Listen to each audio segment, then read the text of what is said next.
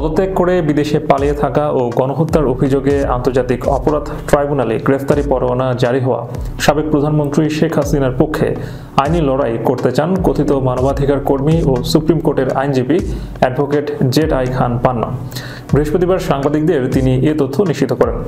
এ বিষয়ে advocate J I খান পান্না জাগো নিউজকে বলেন, সুযোগ থাকলে বা সৃষ্টি হলে সাবেক প্রধানমন্ত্রী শেখ হাসিনার পক্ষে আইনি লড়াই করতে চাই। ক্লিয়ারলি বললাম যে যদি সুযোগ হয় তাহলে শেখ হাসিনার পক্ষেই লড়াই করব ট্রাইব্যুনাল কেন সব মামলাতেই।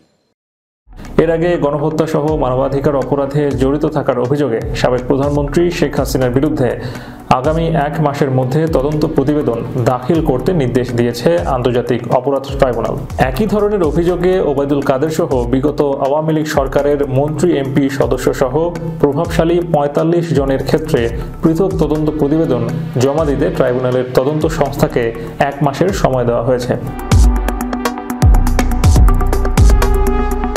আন্তর্জাতিক অপরাধ ট্রাইব্যুনালের চেয়ারম্যান বিচারপতি মোহাম্মদ গোলাম মর্তুজা মজুমদারের নেতৃত্বে 3 সদস্যের ট্রাইব্যুনাল গত সোমবার এই আদেশ দেন।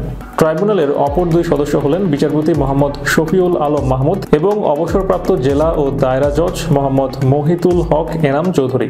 গত জুলাই আগস্টে গণ অভ্যুত্থানের সময় দেশে গণহত্যা সহ মানবাধিকার অপরাধ সংঘটিত হয়েছে বলে ট্রাইব্যুনালে উল্লেখ করেন চিফ প্রসিকিউটর মোহাম্মদ তাজুল ইসলাম। এরপর তিনি ট্রাইব্যুনালের কাছে সাবেক প্রধানমন্ত্রী শেখ হাসিনার বিরুদ্ধে আনা অভিযোগ তদন্তের জন্য 2 মাস সময় চান। তবে ট্রাইব্যুনাল 1 মাস সময় মঞ্জুর করে আগামী 17 ডিসেম্বরের তদন্ত প্রতিবেদন দাখিলের নির্দেশ দেন। পাশাপাশি শেখ হাসিনাকে গ্রেফতার সংক্রান্ত অগ্রগতি প্রতিবেদনও সেদিন জানতে নির্দেশ দিয়েছেন ট্রাইব্যুনাল।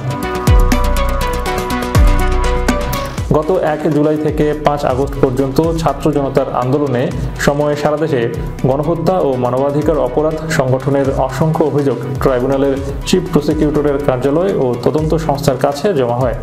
এর মধ্যে একটি মামলায় শেখ হাসিনার বিরুদ্ধে এবং আরেক মামলায় আওয়ামী লীগের সাধারণ সম্পাদক ওবায়দুল কাদের সহ 45 আসামির বিরুদ্ধে গ্রেফতারি পরোয়ানা জারি করেন ট্রাইব্যুনাল। আসামিদের মধ্যে 9 জন সাবেক মন্ত্রী সহ 13 জনকে ট্রাইব্যুনালে হাজির করা হয়। তাদের বিষয়ে একই আদেশ দেন আন্তর্জাতিক অপরাধ ট্রাইব্যুনাল।